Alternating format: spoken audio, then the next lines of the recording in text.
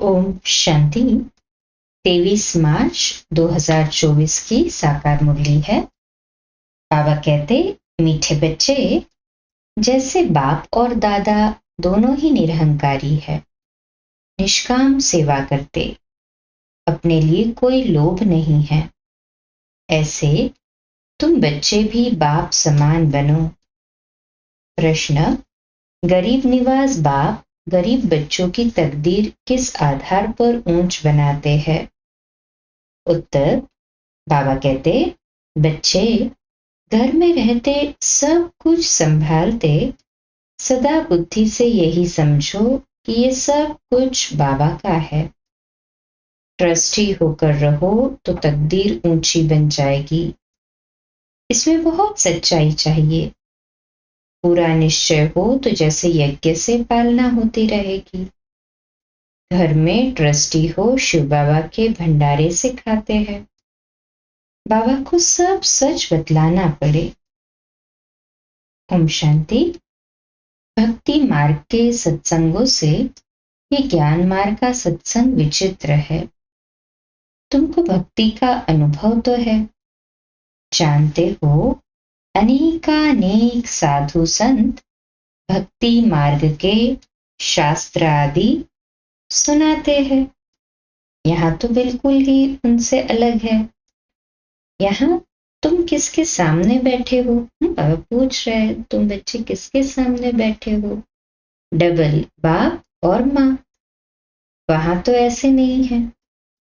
तुम जानते हो यहाँ बेहद का बाप भी है, मम्मा भी है, छोटी मम्मा भी है। बेहद का बाप शिव बाबा, जिसके मुख से हमें ज्ञान सुनाया, अर्थात कि दिव्य अलौकिक जन्म कराया, तो वो मुख है ब्रह्मा का, तो मम्मा। और हमारी जगदम्बा मम्मा, वो छोटी मम्मा हो गई। इतने सब संबंध हो जाते हैं। वहां तो ऐसा कोई संबंध नहीं, न कोई वह फॉलोअर्स ही है। वो तो है निवृत्ति मार्ग, उनका धर्म ही अलग है, तुम्हारा धर्म ही अलग है। रात दिन का फर्क है। ये भी तुम जानते हो, लौकिक बाप से अल्पकाल क्षण भंगुर सुख एक जन्म के लिए मिलेगा, फिर नया बाप नई बात। यहाँ तो लौकिक भी है, पारलौकिक भी है, और फिर अलौकिक भी है।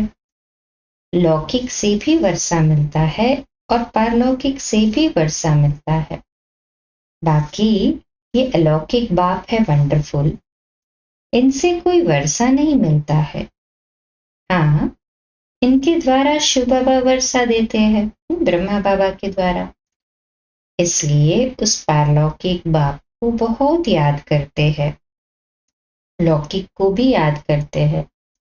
बाकी इस अलौकिक ब्रह्मा बाप को कोई याद नहीं करते। तुम जानते हो, ये है प्रजापिता। ये कोई एक का पिता नहीं। प्रजापिता ग्रेट ग्रेट ग्रैंडफादर है। शिव बाबा को ग्रेट ग्रेट ग्रैंडफादर नहीं कहते। लौकिक संबंध में लौकिक फादर और ग्रैंडफादर होता है। ये है ग्रेट ग्रेट ग्रैंडफादर। ऐसे न लौकिक को न पारलौकिक को कहेंगे। अब ऐसे ग्रेट ग्रेट ग्रैंडफादर से फिर वर्षा मिलता नहीं। ये सब बातें बाप बैठ समझाते हैं। भक्ति मार्ग की तो बात ही न्यारी है। ड्रामा में वह भी पार्ट है जो फिर चलता रहेगा। बाप बतलाते हैं, तुमने कैसे 84 जन्म लिए हैं? 84 लाख नहीं। बाप आकर अभी सारी दुनिया और हमको राइटियस बनाते हैं। इस समय धर्मात्मा कोई बनता नहीं।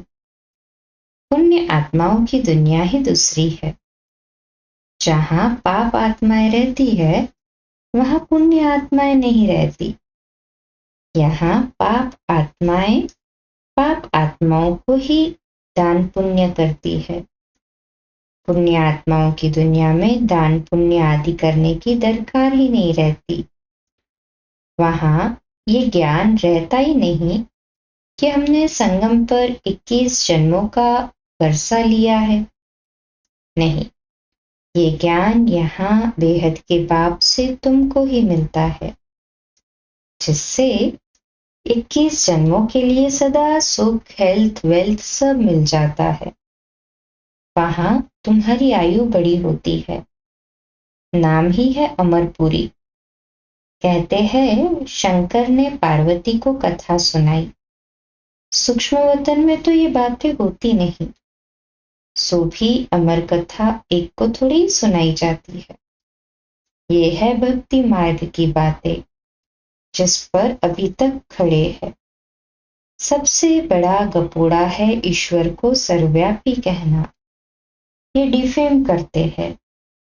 बेहद का बाप जो तुमको विश्व का मालिक बनाते हैं, उनके लिए कहते हैं सर्वव्यापी है। टिककर भीतर में कण कण में है। अपने से भी जास्ती ग्लानि कर दी। मैं तुम्हारी कितनी निष्काम सेवा करता हूँ। मुझे कुछ भी लोभ नहीं है कि पहला नंबर बनो। नहीं, औरों को बनाने का रहता है। इसको कहा जाता है निष्काम सेवा। तुम बच्चों को नमस्ते करते हैं। बाबा कितना निराकार निरहंकारी है। कोई अहंकार नहीं। कपड़े आदि भी वही है। कुछ भी बदला नहीं है। नहीं तो वह लोग सारी ड्रेस बदली करते हैं। इनकी ड्रेस वही साधारण है। ऑफिसर्स की ड्रेस भी बदलाते हैं। इनकी तो वही साधारण पहरवाइश है। कोई फर्क नहीं। बाप भी कहते हैं मैं साधारण तन लेता हूं।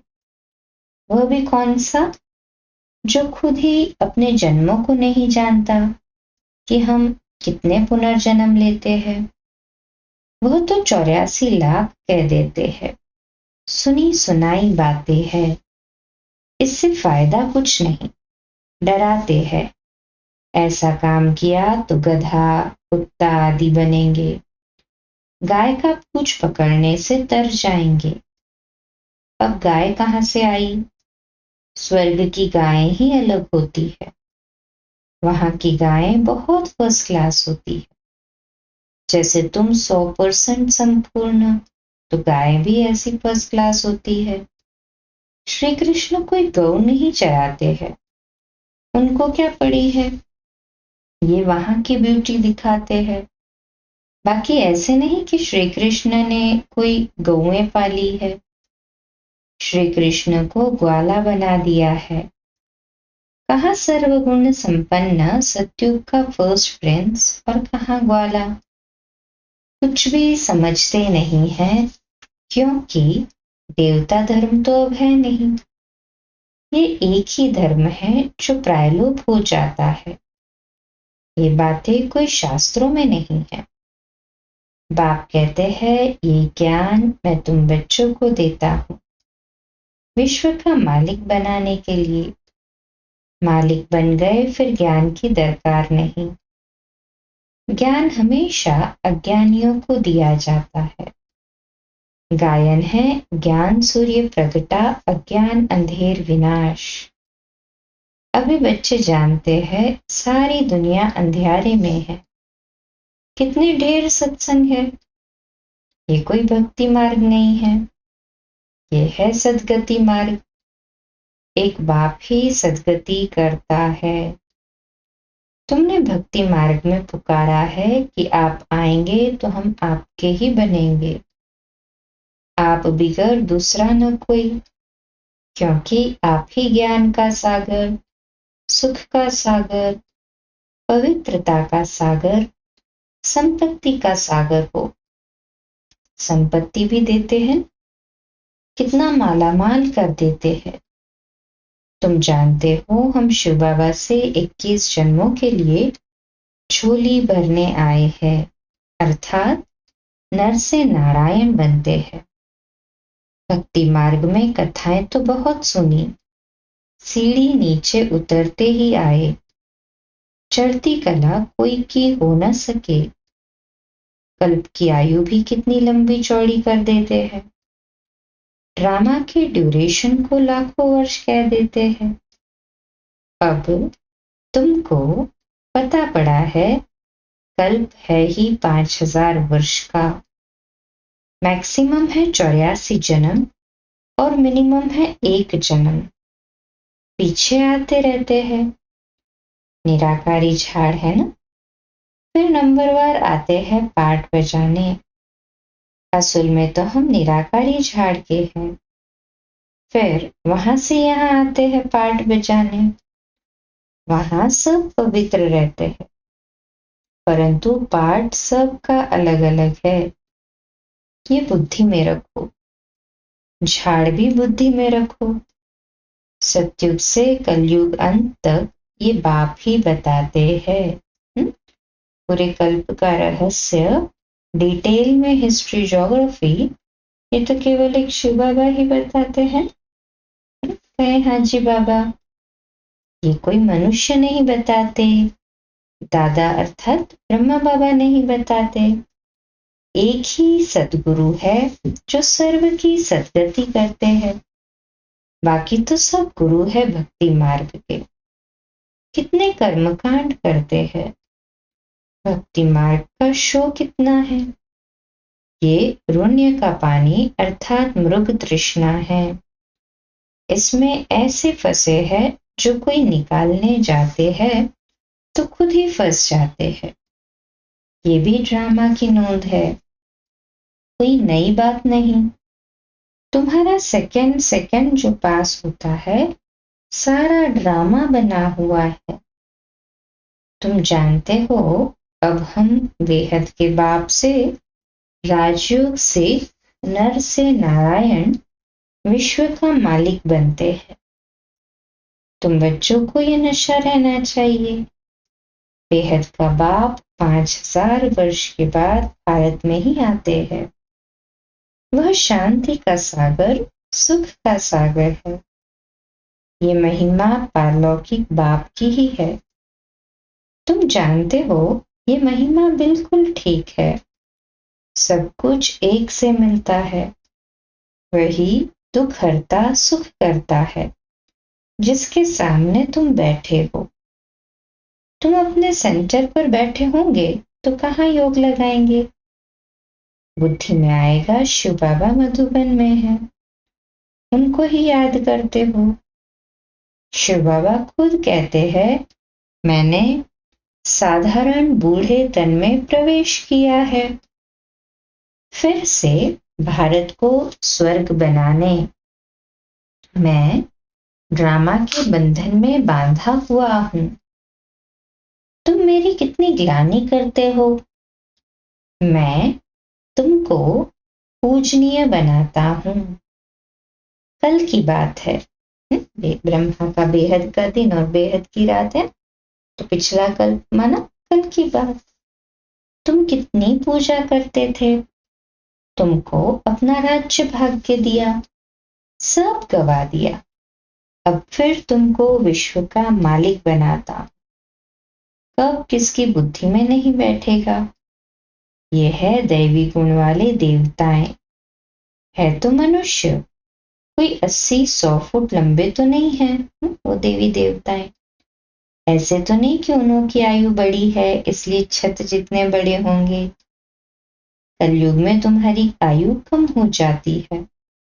बाप आकर तुम्हारी आयु, बाप कहते हैं हेल्थ मिनिस्टर को भी समझाओ।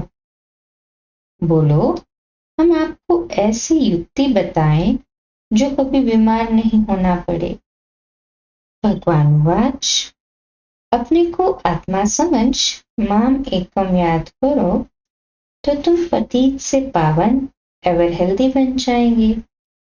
हम गारंटी करते हैं। योगी पवित्र होते हैं तो आयु भी बड़ी होती है। अभी तुम राजयोगी राज ऋषि हो। वो सन्यासी तो कभी राजयोग सिखला न सके। वो कहते हैं गंगा पतित पावनी है, वहां दान करो। अब गंगा में थोड़ी दान किया जाता है। मनुष्य पैसे डालते हैं, पंडित लोग ले जाते हैं। अब तुम बाप द्वारा पावन बन रहे हो। बाप को देते क्या हो? कुछ नहीं, बाप तो दाता है ना। तुम भक्ति मार्ग में ईश्वर अर्थ गरीबों को देते थे, गोया पतितों को देते थे। तुम भी पतित, लेने वाले भी पतित। अब तुम पावन बनते हो। वो पतित पतित को दान करते हैं। कुमारी जो पहले पवित्र है उसे भी दान देते हैं, माथा टेकते हैं, खिलाते हैं, दक्षिणा भी देते हैं। शादी के बाद बर्बादी हो जाती है। ड्रामा में नूंद है, फिर भी ऐसा रिपीट होगा। भक्ति मार्ग का भी पाठ हुआ, सत्युग का भी समाचार बाप बताते हैं। अब तुम बच्चों को समझ मिली है, पहले बेसमझ थे।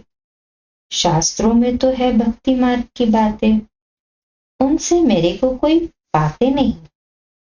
मैं जब आता हूं तभी आकर सदगति करता हूं सभी की, और मैं एक ही बार आकर पुराने को नया बनाता हूं। मैं गरीब निवास हूं, गरीबों को साहूकार बनाता हूं। गरीब तो झट बाबा का बन जाते हैं, कहते हैं बाबा हम भी आपके हैं, ये सब कुछ आपका है।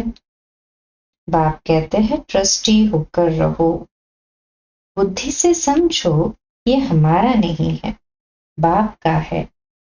इसमें बड़े सयाने बच्चे चाहिए। फिर तुम घर में भोजन बनाकर खाते हो, गोया यज्ञ से खाते हो, क्योंकि तुम भी यज्ञ के हुए, सब कुछ यज्ञ का हो गया। घर में भी ट्रस्टी होकर रहते हो तो शिव बाबा के भंडारे से खाते हो, परंतु पूरा निश्चय चाहिए। निश्चय में गड़बड़ हुई तो हरिश्चंद्र का मिसाल देते हैं ना, बाबा को तो सब कुछ बताना है। मैं गरीब निवास हूं। फिर गीत है आखिर वह दिन आया आज। बाबा कहते आधा कल भक्ति में याद किया, अब आखिर मिला भगवान।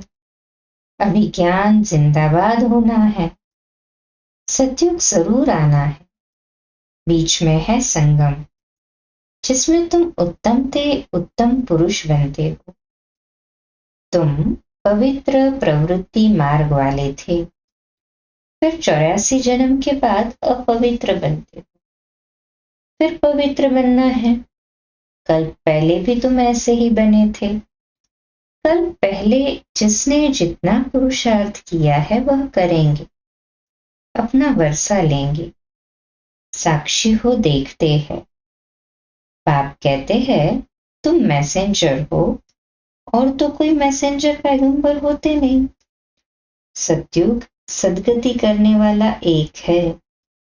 अन्य धर्म नेताएं आते हैं धर्म की स्थापना करने, तो गुरु कैसे ठहरे? मैं तो सबको सदगति देता हूं। अच्छा, मीठे मीठे सिकिलदे बच्चों प्रति माता पिता बाप दादा का याद प्यार और गुड मॉर्निंग। रूहानी बाप की रूहानी बच्चों को नमस्ते। हम रूहानी बच्चों की रूहानी माता पिता बाप दादा को याद प्यार, गुड मॉर्निंग और नमस्ते। वाह बाबा वाह, शुक्रिया बाबा, शुक्रिया। धारणा के लिए मुख्य सार है, पहली पॉइंट, सदा इसी नशे में रहना है कि शांति, सुख, संपत्ति का सागर बाप हमें मिला है। हमें सब कुछ एक से मिलता है। ऐसे बाप के हम सम्मुख बैठे हैं, वह हमें पढ़ा रहे हैं। दूसरी पॉइंट, अपना अहंकार छोड़ बाप समान निष्काम सेवा करनी है, निरहंकारी होकर रहना है। मैसेंजर पैगंबर बन सबको पैगाम देना है। आज का मीठा वरदान, सर्व पदार्थों की आसक्तियों से न्यारे अनासक्त प्रकृति जीत भव। सर्व पदार्थों की आसक्तियों से न्यारे अनासक्त प्रकृति जीत भव। तो आज का हमारा सोमान, मैं प्रकृति जीत आत्मा हूं। मैं प्रकृति जीत आत्मा हूं। विश्लेषण: अगर कोई भी पदार्थ कर्मेंद्रियों को विचलित करता है, अर्थात आसक्ति का भाव उत्पन्न होता है, तो भी न्यारे नहीं बन सकेंगे। इच्छाएं ही आसक्तियों का रूप है। कई कहते हैं इच्छा नहीं होती है लेकिन अच्छा लगता है, तो ये भी सूक्ष्म आसक्ति है। इसकी महीन रूप से चेकिंग करो कि ये पदार्थ अर्थात अल्पकाल सुख के साधन आकर्षित तो नहीं करते हैं। ये पदार्थ प्रकृति के साधन हैं। जब इनसे अनासक्त अर्थात न्यारे बनेंगे, तब प्रकृति जीत बनेंगे। स्लोगन: मेरे मेरे के झमेलों को छोड़ बेहद में रहो, तब कहेंगे विश्व कल्याणकारी। मेरे मेरे के झमेलों को छोड़ बेहद में रहो, तब कहेंगे विश्व कल्याणकारी। आज का व्यक्त इशारा है: आपका मनसा संकल्प और वाणी अर्थात बोल और संबंध संपर्क सदा मीठा मधुरता संपन्न अर्थात महान हो, क्योंकि वर्तमान समय लोग प्रैक्टिकल लाइफ देखने चाहते हैं। वाणी की सेवा से प्रभावित हो नजदीक तो आते हैं, लेकिन प्रैक्टिकल मधुरता, महानता, श्रेष्ठ भावना, चलन और चेहरे को देख स्वयं भी परिवर्तन के लिए प्रेरणा लेंगे। समय प्रमाण आप सबको चेहरे और चलन से सेवा करनी पड़ेगी। अच्छा, कम बोलो, धीरे बोलो, मीठा बोलो, सत्य बोलो, सोच समझकर बोलो। निमित्त भाव, निर्माण भाव, निर्मल वाणी। आज का नया दिन आप सभी को मुबारक हो, मुबारक हो, मुबारक हो। शुभ दिवस। आज रात्रि क्लास 8:45 बजे, कल सुबह अमृत वेला मेडिटेशन 3:30 से 4:30 और प्रातः मुरली क्लास 4:45 बजे। ओम शांति। शुभ दिवस।